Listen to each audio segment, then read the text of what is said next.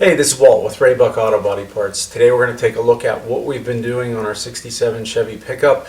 It's been a while since we had a video, so just want to give you a little update of what's been going on. Have been doing quite a bit of work on the truck, and I want to show you the progress. Run into a few snags with some of the drivetrain stuff, so I'll show you that as well, and let's get to it. Okay, so first off, we finished the whole back end. The suspension has all been redone. All new bushings, all new bolts.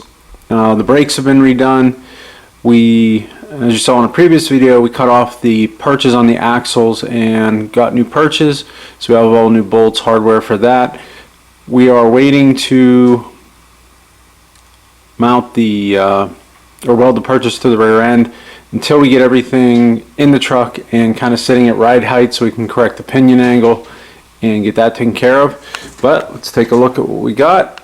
We did the chassis, wire brushed it all down and painted it with our Zero Rust paint.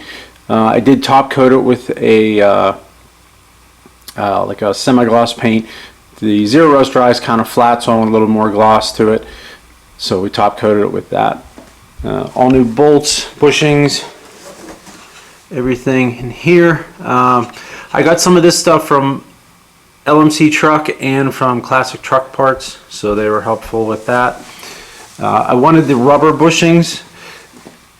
I got rubber bushings for the leaf springs on both sides, but this bushing for the lower portion of the shackle is only available in polyurethane that I could find, so this is a polyurethane bushing. Big thing with that is just to make sure you use the lubricant, and lots of it apparently, because from what I've read and from what everyone else has to say is the polyurethane bushings squeak, so just keep that in mind. Here's our shackles that we did, or not shackles, can't think of the word, but the perches, thank you. The perches for the axle, new bolts and everything, cleaned up the original mounts and retainers, so that's all good. Like I said, we got those in there. We just have to wait for truck to be pretty much done with all the weight on it. That way we can set pinion angle, weld that in. Go to our brake parts. That's all new. I got two different kits for these. I got one from Classic Truck Parts and one from LMC. They are pretty much the same, but there was a few things that were a little bit different. So I noticed the springs were a little bit different. I think I got one for a two-wheel drive kit and one for a four-wheel drive kit. I ordered the two-wheel drive one by mistake. But the other thing I noticed was these pins. The one kit came with two sets of pins, a long and a short, and the other kit came with one set of pins, but they were kind of in between the long and the short. So I don't know why that is, but I ended up using the in-between pins. They seem to match what was originally there. So not really sure for the reason for that. Maybe it has to do with two-wheel versus four-wheel drive, but that's what we ended up using. So we also had the differential cover off, took a look at the rear end. That all seemed to be pretty good. No real obvious signs of any damage. The gear looks good, so we're just gonna keep that and just run with it. Not rebuilding anything right now.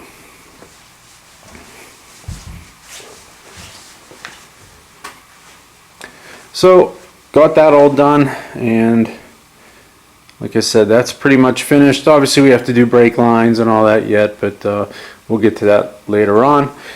Did put on some new emergency brake cables.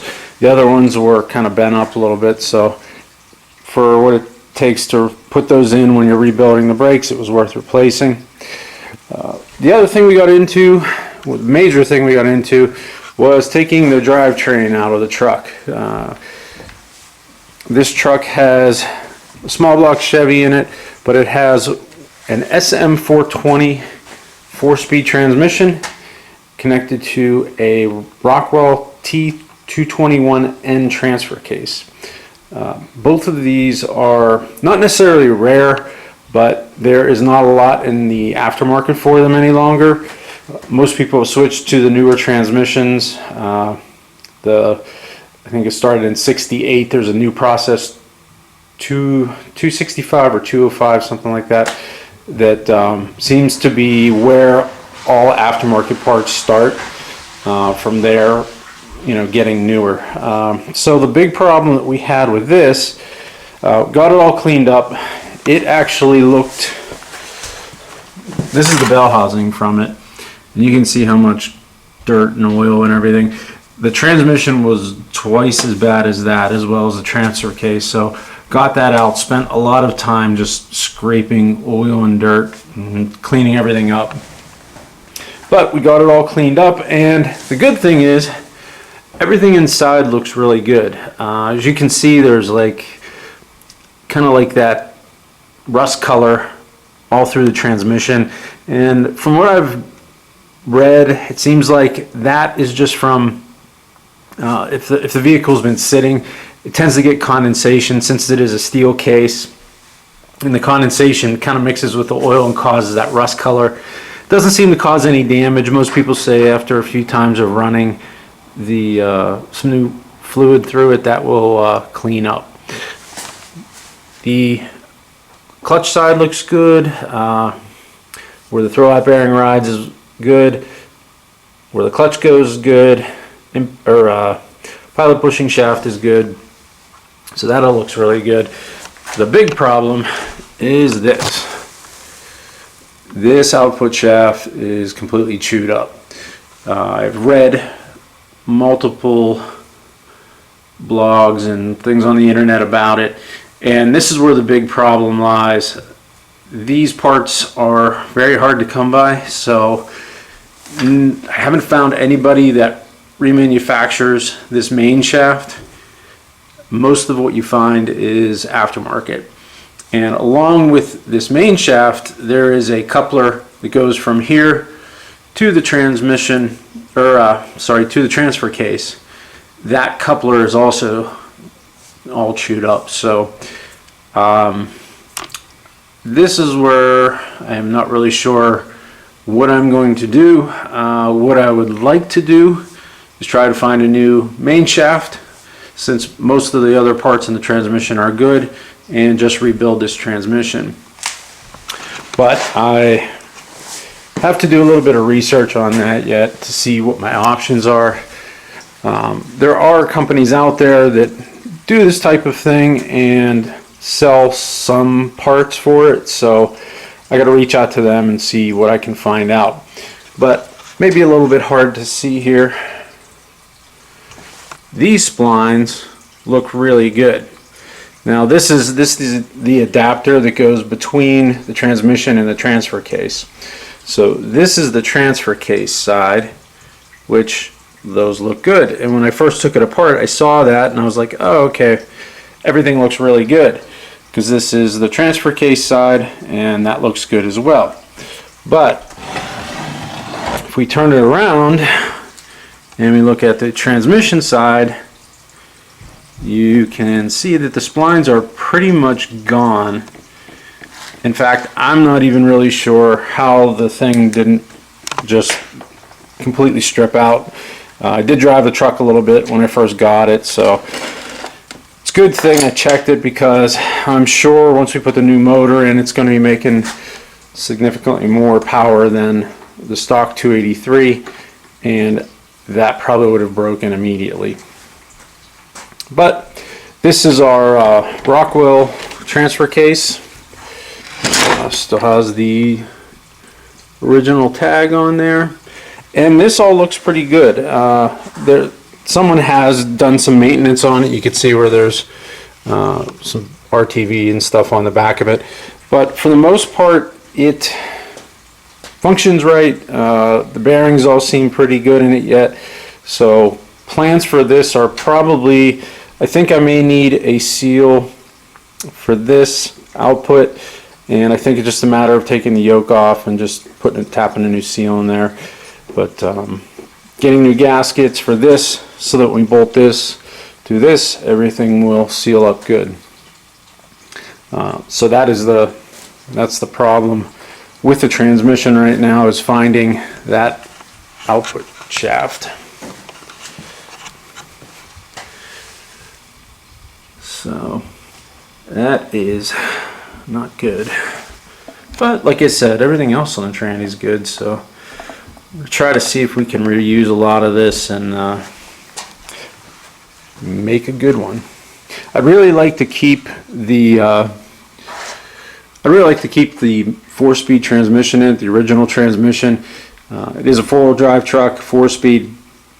It has all the original stickers and everything for the 4-speed and the the transfer case. So I'd really like to keep all that, and I just kind of like the feel of the old, the old transmission. I'm not looking for anything real high performance, just something nice to drive. So along with whole transmission, here's a flywheel from the motor, and this is in surprisingly good condition. The way that the truck drove when I first got it, it was very touchy with the clutch. You would let it out and all of a sudden it would just kind of like bang in and out. The clutch didn't have much, I don't know what you want to call it. It wasn't very forgiving. It was kind of like all in or all out. And after I got everything out, it's pretty obvious that there was oil all over everything. So I think all that happened was the friction material on the clutch just got completely glazed over by oil. This actually feels pretty smooth. It's not real chewed up or kind of wavy or anything from heat. So I think the problem with the clutch was just that the oil was on there. So the friction material didn't really have any grip, and when you would let the clutch out, it kind of was an all or nothing type of thing. It didn't really want to slip. It just kind of like, as soon as you let it out all the way, it would just kind of lock and kind of lurch forward. So, but we're going to try and reuse this. There's a company locally that I think will do a resurfacing on it. So we'll just get this trued up and balanced, put a new kind of a stock replacement clutch in. It should probably be fine. Might get something with a little bit more holding capacity, but nothing too crazy. And that is about it for now. Hopefully we can get our transmission issues figured out, and I don't know. We'll have to see what the availability is on parts, but stay tuned for future videos on that transmission. From what I've seen, there is a lot of information out there about them. There's other videos of like doing rebuilds and things like that, but I'm going to try to put out some more information about it as I go along, because I'm still lacking some information. I don't have very much knowledge on the transmission itself, but I